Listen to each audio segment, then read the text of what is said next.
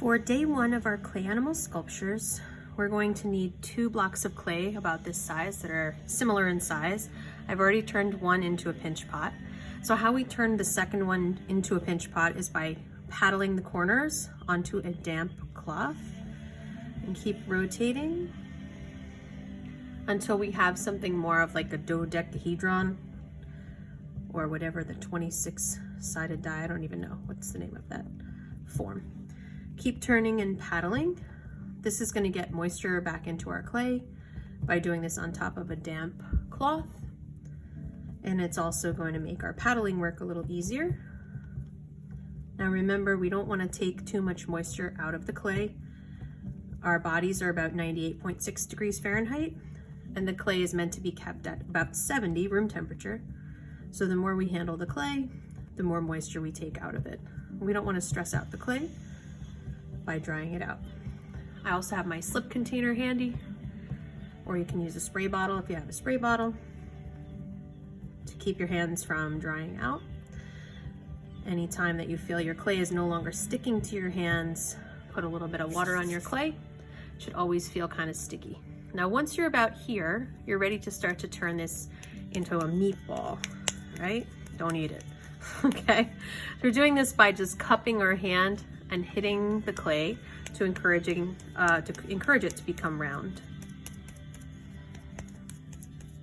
And you don't want to overhandle it. Like I said, it should always feel kind of sticky. If it's shiny, it's either too dry or it has too much water on it. If it feels too dry, put a little more water on your hands or on your cloth. Try not to put water on the clay directly. If it's sliding in your hands, passing it back and forth between your hands will remove some of the moisture and dry it out a little bit. So always a little sticky is what you want. Okay, to get our second pinch pot to match the first, we're just going to hold the ball of clay in our opposite dominant hand.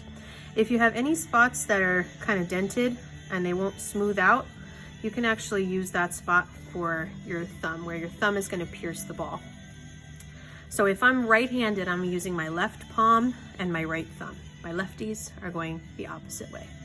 We're going to straighten out our thumb and we're going to push into the ball until we feel pressure in this palm. Don't go all the way through.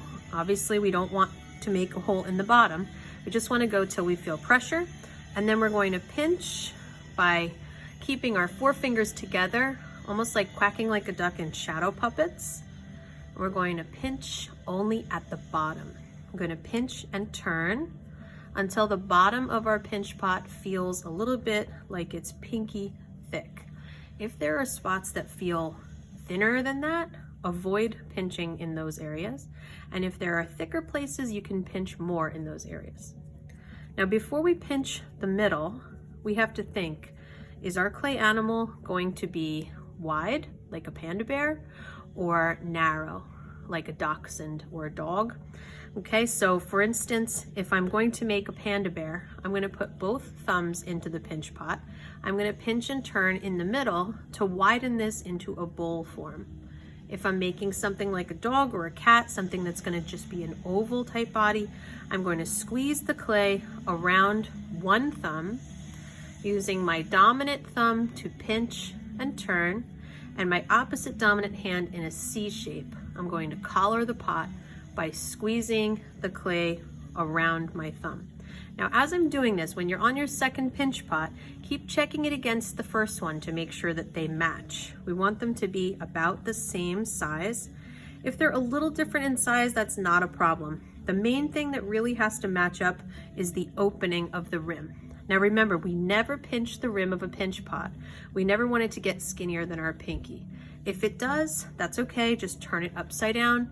Give it a few taps onto your damp cloth to thicken up that rim and also to make it a flat surface. I don't want to pinch the rim, but I can clean it up a little bit if there are certain areas that just need to be smoothed over or swiped over with my thumb. I want to get my clay looking nice and clean. As you're working, keep feeling, is my clay sticky? If it's not sticking to your hands anymore, put some water on your hands from your slip bucket so that your clay doesn't completely dry out. Okay, and then we're just going to make sure that these two line up. I'm going to flatten up that rim a little bit, clean it up. If you've gotten any little cracks, that's okay. Just support the clay with one hand and swipe over with your opposite thumb to clean it up a little bit. Okay, and that's how we make our 2 pinch pots for our clay animal body.